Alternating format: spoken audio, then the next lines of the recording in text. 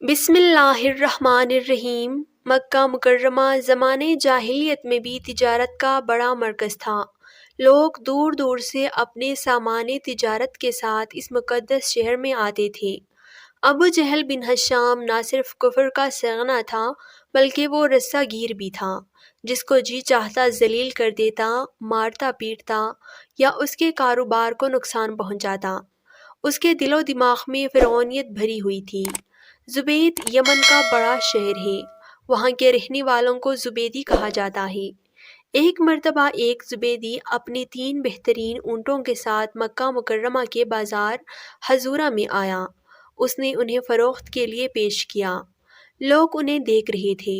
بڑے خوبصورت اور مہنگے اونٹ ہر کسی کی نگاہوں کا مرکز بنے ہوئے تھے۔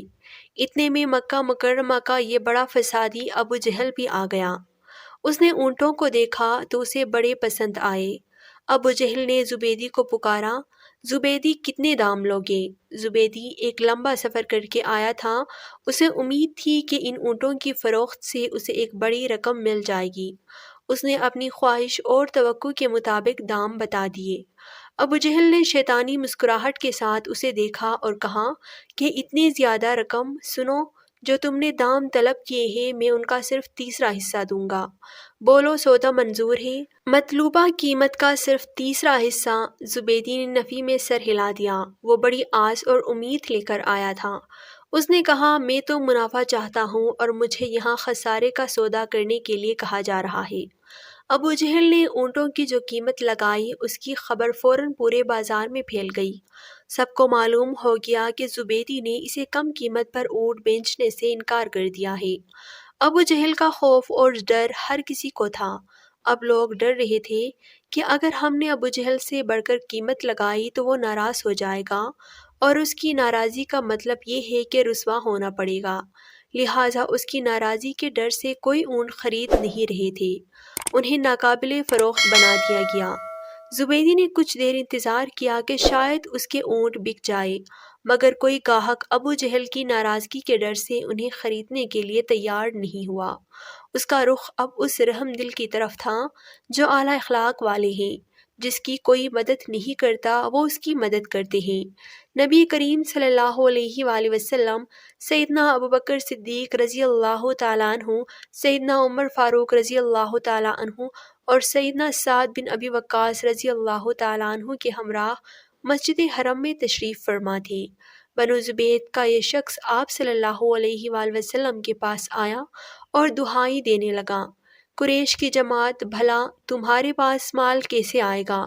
تجارتی قافلے تمہاری طرف کیسے آئیں گے؟ کوئی تاجر تمہارے پاس کیسے مقیم ہوگا؟ جو تمہارے پاس حرم میں آ جاتا ہے تم اس پر ظلم کرتے ہو۔ یہ شخص پہلے قریش کے مختلف حلقوں کے پاس جا کر اپنی فریاد سنا چکا تھا، مگر تمام نے خاموشی اختیار کر لی تھی۔ اللہ کے رسول صلی اللہ علیہ وآلہ وسلم نے اس سے پوچھا، تجھ پر کس نے ظلم کیا ہے؟ زبیدی نے بتایا کہ ابو جہل نے مجھ پر ظلم کیا ہے۔ پھر اس نے پوری تفصیل کے ساتھ سارا واقعہ آپ صلی اللہ علیہ وآلہ وسلم کے گوش گزار کر دیا۔ اللہ کے رسول صلی اللہ علیہ وآلہ وسلم نے پوچھا، تمہاری اونٹ کہاں ہیں؟ زبیدی کہنے لگا کہ وہ ابھی حضورہ ہی میں ہیں۔ آپ صلی اللہ علیہ وآلہ وسلم نے اپنے ساتھیوں کو اپنے ہمراہ چلنے کا اشارہ کیا اور ان کے ساتھ اونٹوں کی طرف گئے۔ زبیدی کے اونٹ واقعی بڑے خوبصورت اور حسین و جمیل تھے۔ زبیدی سے پوچھا، ان کی کتنی قیمت لوگے؟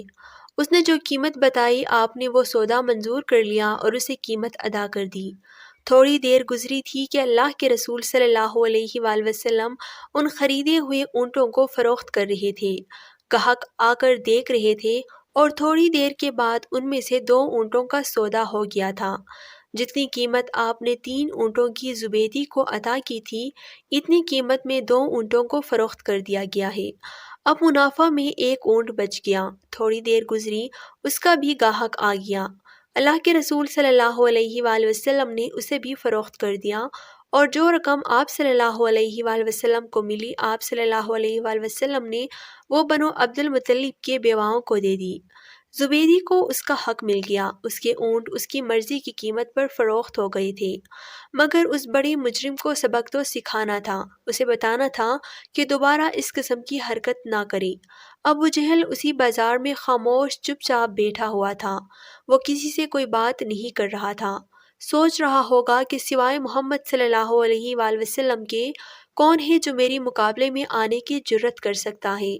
اللہ کے رسول صلی اللہ علیہ وآلہ وسلم اس کے پاس تشریف لے گئے اور اسے ڈانٹتے ہوئے خبردار کیا، اے عمرو، دوبارہ اس طرح نہ کرنا جس طرح تم نے اس دیہاتی شخص کے ساتھ کیا ہے، ورنہ تم میری طرف سے وہ کچھ دیکھو گے جسے تم پسند نہیں کرو گے۔ ابو جہل نے آپ صلی اللہ علیہ وآلہ وسلم کو دیکھا تو شدید مرعوب ہو گیا، اس میں ہمت اور جرت ہی نہ رہی کہ وہ آپ صلی اللہ علیہ وآلہ وسلم کے سامنے کوئی بات کر سکے۔ جب آپ صلی اللہ علیہ وآلہ وسلم نے اسے متنبہ کیا تو فوراً کہنے لگا، اے محمد، میں دوبارہ کبھی ایسا نہیں کروں گا۔ اللہ کے رسول صلی اللہ علیہ وآلہ وسلم واپس تشریف لے گئے۔ بازار میں امیہ بن خلف اور وہ مشرکین جو اس وقت وہاں موجود تھے ابو جہل کے پاس آئے اور کہنے لگے، ابو الحکم، تمہیں کیا ہو گیا؟ ارے تم تو محمد کے سامنے بالکل مرے جا رہے تھے، کیا تم ان کے پیروی کرنا چاہتے ہو یا ان کا رعب اور دبدبہ تم پر طاری ہو گیا تھا؟ ابو جہل ان کی بات کے جواب میں کہہ رہا تھا، اللہ کی قسم، میں کبھی ان کی پیروی نہیں کروں گا۔ ان کے روبرو میری عاجزی اس وجہ سے تھی کہ میں نے ان کا جادو دیکھ لیا تھا۔ میں نے دیکھا کہ ان کے دائیں بائیں کچھ آدمی ہیں جن کے پاس نیزے ہیں، انہوں نے وہ نیزے مجھ پر تان لیے تھے۔ اگر میں محمد صلی اللہ علیہ وآلہ وسلم کی مخالفت کرتا تو وہ نیزے میرے بدن میں گھوم دیتے۔ قاضی ابو الحسن ماوردی نے اپنی کتاب اعلام النبوت میں لکھا ہے، ابو جہل ایک یتیم کا ولی تھا۔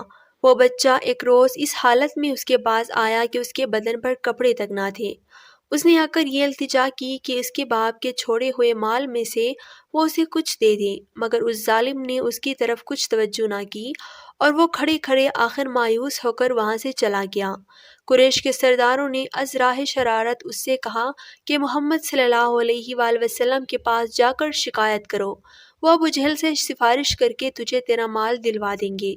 بچہ بیچارہ حالات سے ناواقف تھا کہ ابو جہل کا حضور صلی اللہ علیہ وآلہ وسلم سے کیا تعلق ہے اور یہ بدبخت اسے کس غرض کے لیے یہ مشورہ دے رہے ہیں۔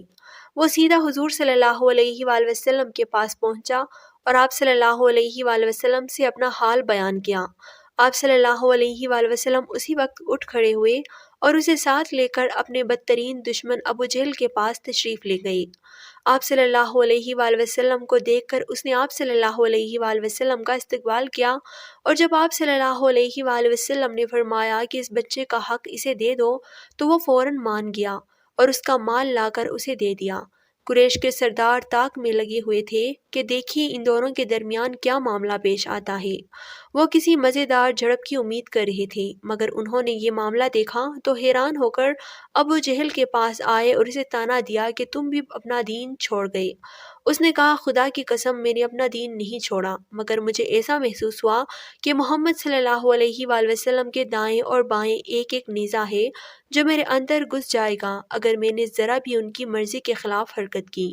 اس واقعے سے نہ صرف یہ معلوم ہوتا ہے کہ اس زمانے میں عرب کے سب سے زیادہ ترقی یافتہ اور معزز قبیلے تک کے بڑے بڑے سرداروں کا یتیموں اور دوسرے بے یار و مددگار کے ساتھ کیا سلوک تھا، بلکہ یہ بھی معلوم ہوتا ہے کہ رسول اللہ صلی اللہ علیہ وآلہ وسلم کس بلند اخلاق کے مالک تھے، اور آپ صلی اللہ علیہ وآلہ وسلم کے اس اخلاق کا آپ صلی اللہ علیہ وآلہ وسلم کے بدترین دشمنوں تک پر کیا رعب تھا۔